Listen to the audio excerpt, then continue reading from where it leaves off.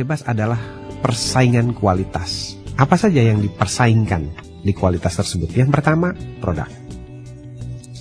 Produk dipersaingkan di mana semua negara boleh beradu kualitas produk di negara manapun. Jadi artinya barang-barang itu boleh dijual dengan bebas tanpa bea masuk di negara manapun, diadu kualitasnya.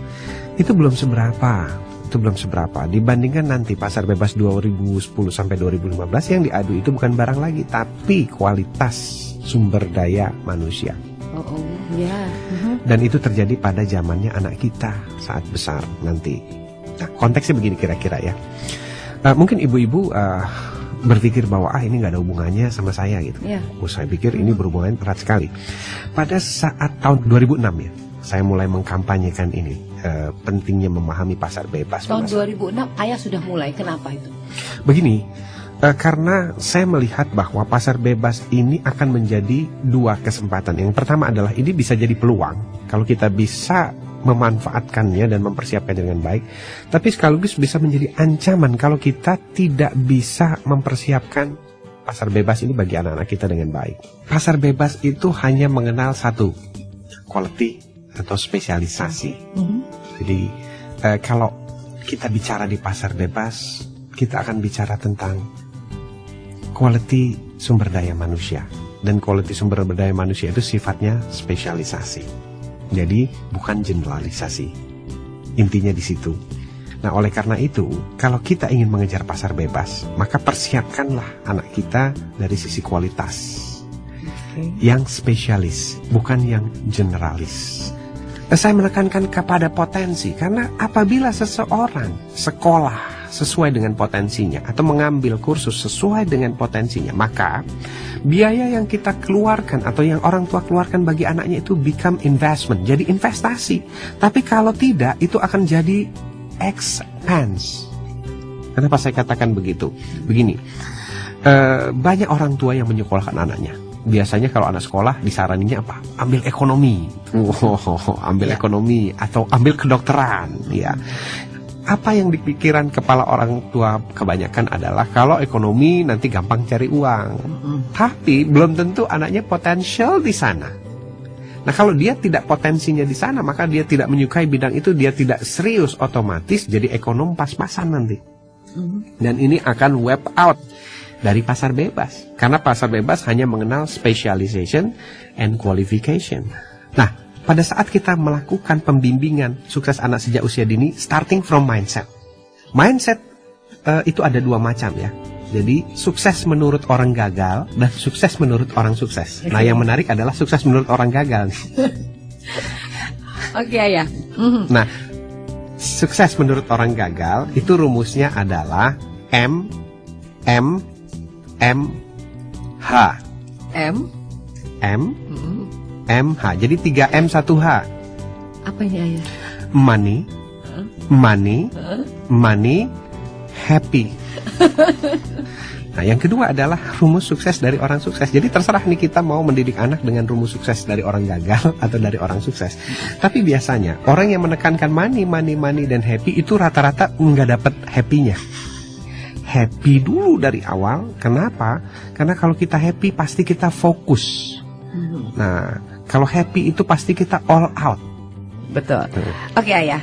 Mungkin untuk orang tua yang berbahagia, Ayah bisa kasihkan langkah-langkah yang harus mereka lakukan, walaupun ini bisa dikatakan telat.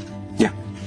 Yang pertama, waktu saya bicara di sebuah seminar, saya katakan, jadi sebenarnya anak kita itu sejak kecil tuh bisa loh dipetakan ya. Jadi seperti peta itu perjalanan ya, bisa dipetakan loh potensi unggulnya dan arahnya. Dia nanti arah suksesnya mau kemana dan di bidang apa. Banyak orang tua yang nggak percaya gitu bahwa apa iya sih anak kita itu bisa dipetakan. Terus saya menjelaskan bahwa sains mengatakan bahwa titik-titik saraf kita itu punya pola yang berbeda-beda dalam tiap anak, dan masing-masing pola itu akan ditunjukkan melalui perilakunya sehari-hari dan nanti akan kita bisa baca sebagai petunjuk masa depan buat dia. Nah, itu satu.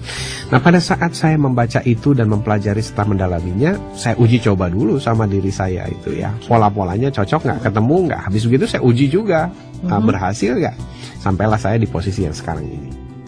pada saat saya membimbing anak-anak usia SMP sampai SMA, kemudian juga ada beberapa anak yang sudah kuliah, untuk bisa menemukan tujuan akhir dari potensi unggul yang dimilikinya, jadi profesi impian. Nah, kemudian beberapa di antaranya dan kebanyakan berhasil menemukan. Nah, yang paling saya ingat itu adalah yang ingin jadi international dancer, dengan ikoniknya adalah hip hop Balinese dancer. Dan sekarang dia sudah sekolah di state, ya. Kemudian ada lagi chef, ya, Iki, yang dia mau jadi world best atau world class international chef, dan sekarang sudah kuliah di tempat yang diimpikannya. Kemudian ada lagi seorang anak ya SMA kelas 2, itu sekarang sudah sekolah broadcasting, dia ingin jadi sutradara, ya, wanita gitu. Dan dari ketiga anak yang saya ingat itu, mereka bersama saya berhasil membuat semacam life plan. Betul. Nah, jadi justru agak aneh sebenarnya. Sistem sekolah kita itu yang mengajarkan sebanyak-banyaknya pelajaran kepada anak tanpa tahu sebenarnya potensi unggul si anak ini di mana dan dia arah profesinya mau kemana. Padahal itu bisa dipetakan loh, Mbak Ika. Pada saat kita bicara tentang mapping, mapping itu ada prosesnya, ada step 1. Step satunya apa sih? Step satunya adalah stimulasi. Jadi langkah pertama adalah stimulasi. Jadi kalau kita ingin tahu potensi unggul anak, maka anak itu kita perkenalkan kepada semua bidang. Kemudian kita cobakan. Jadi dia boleh trial ballet boleh, vokal boleh, ini boleh. Sampai pada akhirnya setelah dia coba, kita bisa tahu mana yang lebih unggul dari yang lainnya. Apakah balletnya lebih unggul dari vokalnya, atau justru kebalikannya, vokalnya lebih unggul dari baletnya. Stimulasi. Setelah stimulasi kita melakukan proses observasi. Nah, gini, ada pameran mobil, kita ajak dia, kita observasi. Ini dia tertarik nggak? Kalau tertarik di apanya? Karena beda-beda anak diajak ke pameran mobil tuh lain-lain loh ketertarikannya. Report dari klien saya, ada yang anak saya tuh sukanya lebih ke desain. Nah, desain itu ada yang desain old, ada yang futuristic. Jadi ada anak yang maunya kalau pameran mobil itu yang old car. Oh ya. Yes. Tapi dia klasik ya, classical car. Ada yang futuristic car. Kemudian ada lagi anak yang diajak sama-sama di pameran mobil, yang dia tanya masalah engine, terus engine-nya berapa cc, ininya kekuatannya, jadi kekuatannya. Jadi dari situ kita udah bisa baca, oh ini anak nih besarnya mainnya di engineering. Nah, satu lagi ada yang bicaranya desain, oh berarti ini designer car-nya. Terus nanti macam-macam ya. Ada lagi yang tentang satu orang, saya pernah ingat dia cerita gini, anak saya bawa ke car exhibition, yang dia tanyain adalah berapa harga mobilnya, itu dibuatnya berapa, kosnya berapa. Itu bagian akuntansi kayaknya.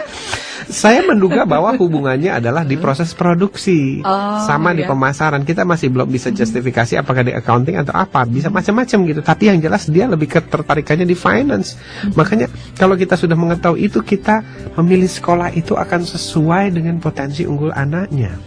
Baik Ayah, kalau bicara lagi tentang seorang ayah atau seorang ibu untuk memahami di mana anaknya harus memilih, berapa lama sih prosesnya? Pertama, stimulasi. Stimulasi kalau bisa setiap liburan. Nah, di schedule lah, 1 bulan itu kan ada 4 minggu. Setiap minggu kita mau pergi kemana nih? Mau lihat pameran apa? Kalau misalnya seminggu 4 kali berarti sebulan 4 kali berarti setahun itu ya 10 bulan 40 kali sudah dikunjungi. Kalaupun tidak misalnya bisa seminggu sekali, sebulan sekali, berarti setahun itu 10 kali kunjungan. Nah, biasanya kita lakukan observasi, muncul tanda-tanda itu sepanjang perjalanan kita melihat. Jadi yang akan terjadi pengulangan. Anak ini pada saat diajak pameran, lama-lama dia akan tertarik pada satu pameran. Aku maunya cuma pameran Dirgantara saja. Furniture nggak mau lagi. Nah, ini jangan kita salahkan. Ini justru petunjuk. Oh, oke, berarti anak saya lebih ke Dirgantara. Oh, dia sukanya pesawat apa? Komersial atau tempur? Nah kalau tempur, dia sukanya apa? Engine-nya, engineering-nya, atau desainnya, atau pemasarannya. Jadi ini adalah sebuah proses. Biasanya kalau kita melakukannya sejak usia TK, maka pada saat dia kelas 6 SD, dia sudah affirm. Affirm itu sudah punya kepastian. Aku tuh pengennya bidang ini. Setelah ketemu tadi dengan satu, Yes. betul-betul yang menjadi profesi atau minat si anak. Oke. Apalagi yang harus kita lakukan? Ketemu udah satu nih. Oke. Pada saat ketemu satu, kita lakukan penajaman. Waktu anak yang saya bimbing ini mengatakan, aku ingin menjadi penari, ayah. Oke, penari banyak. Penari apa? Hip hop, ayah. Kita tajamkan, akhirnya ketemu hip hop. Oke. Hip hop di Indonesia sudah ada divanya. Kalau kamu cuma jadi hip hop saja, sulit kamu jadi diva baru di Indonesia. So kamu mau punya ikon apa selain hip hop? So, dia putar kepala, ternyata dia jago nari Bali. Oke. Akhirnya, oke, I got it, ayah. Aku nanti brandnya adalah hip hop Balinese dancer. Itu sudah yang sangat spesifik. Yes. Oke. Jadi sebenarnya apa yang sedang kita lakukan adalah goal setting ya. Penajaman itu adalah goal setting atau set the dreams. Mimpi tertingginya dia apa? Jadi pada saat potensinya ketemu, ditari. Oke, sekarang set mimpi tertinggimu apa? Kemudian mimpi itu kita wujudkan dalam bentuk real. Profesinya namanya apa atau brandnya? Karena itu akan menjadi ikon dia, dan ikon ini akan menjadi price-nya dia nanti, harganya dia. Makanya di sini kita bicara tentang melakukan kaji ulang terhadap cara kita mengasuh, membimbing anak. Karena kita sudah berada di pasar bebas yang tidak pandang bulu, yang bukan main dia. Di situ cuma ada win or lose. Kalau kita salah dan anak kita jadi loser, kasihan nasib mereka. Ya. Didiklah mereka sesuai dengan zamannya, karena mereka tidak hidup di zaman kita hidup. Nah, ini setelah ada pemetaan dengan urutan-urutan stimulasi, observasi, terus ada pemilihan. Apa selanjutnya ya? Ya, selanjutnya tadi kita sudah bahas ya, penajaman, kemudian branding, kemudian terakhir adalah langkah mempersiapkan rencana perjalanan, atau yang saya sering sebutnya adalah life plan, rencana hidup dia. Mari kita buka lembaran baru dalam mendidik anak-anak kita, membimbing mereka menghadapi pasar bebas 2010 sampai 2015. Kenapa? Ini adalah hidup dan mati anak kita. Ini adalah hidup dan mati bangsa kita. Akankah mereka jadi tuan di negerinya sendiri, atau mereka hanya jadi keroco di negerinya sendiri?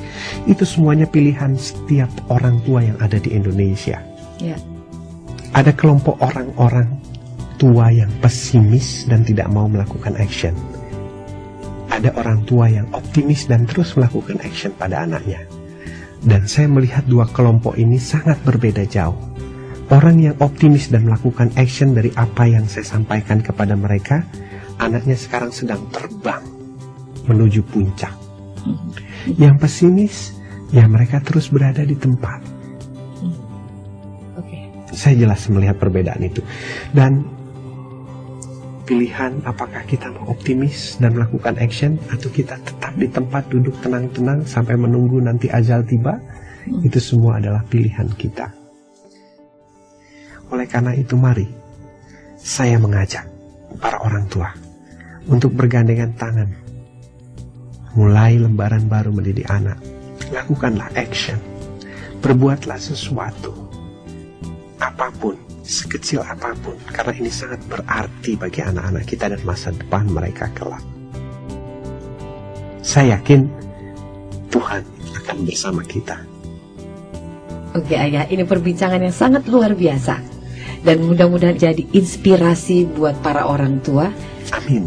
Setelah mendengarkan ini semua, amin, mulailah melakukan sesuatu buat putra-putri tercinta. Ya, mari kita bangun Indonesia yang kuat dari keluarga melalui anak-anak tercinta.